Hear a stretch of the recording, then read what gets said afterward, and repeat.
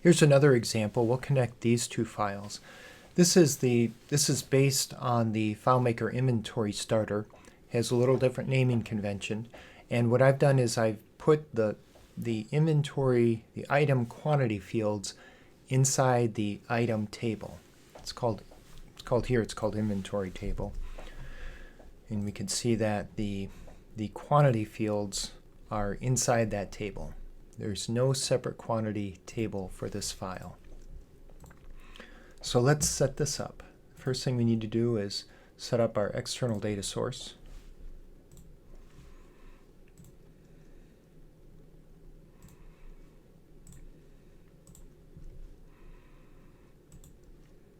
And eventually we'll need it on the other side too, so I'll just do that here.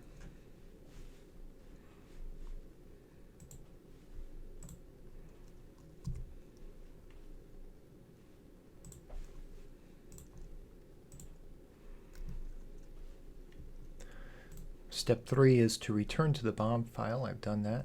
Now I need to add my item table and the bill of materials to the relationship graph. Number 6 doesn't apply. Number 6 doesn't apply in this instance because the quantity fields for inventory are stored in the inventory table. So I just need to do number 4 and 5. The item and the bill of materials. Let's go into the relationship graph.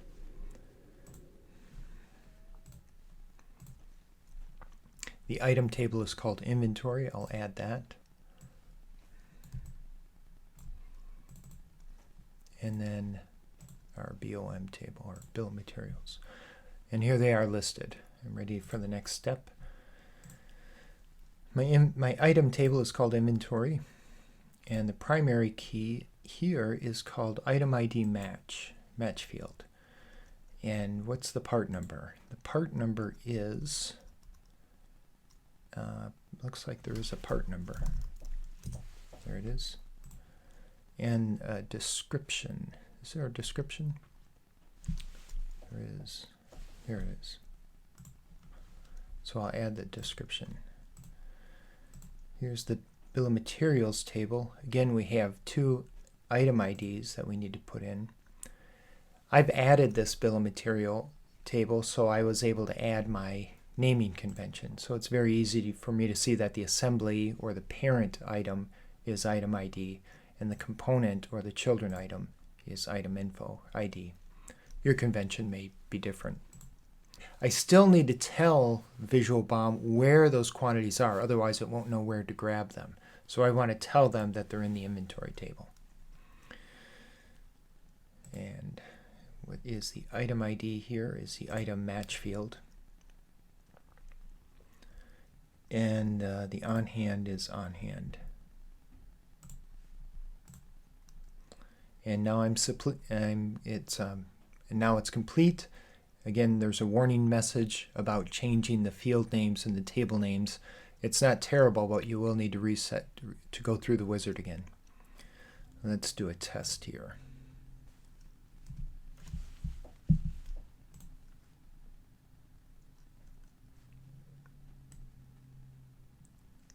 And it works. Again, I can click inside here and we have a card to show you that you can do almost anything you'd like with that. Okay. Let me go back here. Now I'd like to be able to call this not from this table, but I'd like to be able to call it from this table. So same thing here. I'll create a new script.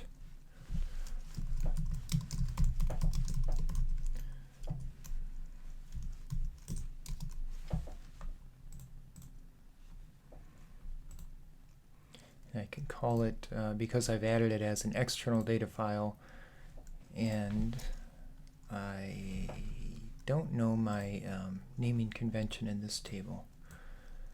I want to use this field.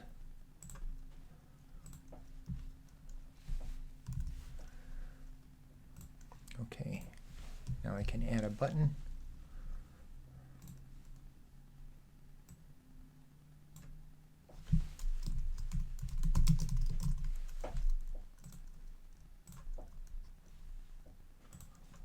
And again, I don't need to put a script parameter here because it's called from inside the script. The presumption is that it'll only be called from the item table.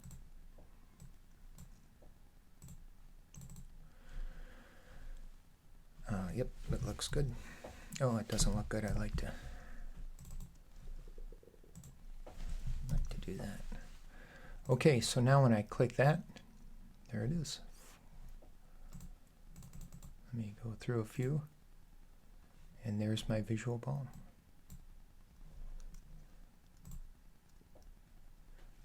And that's how you connect a Visual BOM with an inventory database that has the quantity fields inside the item table.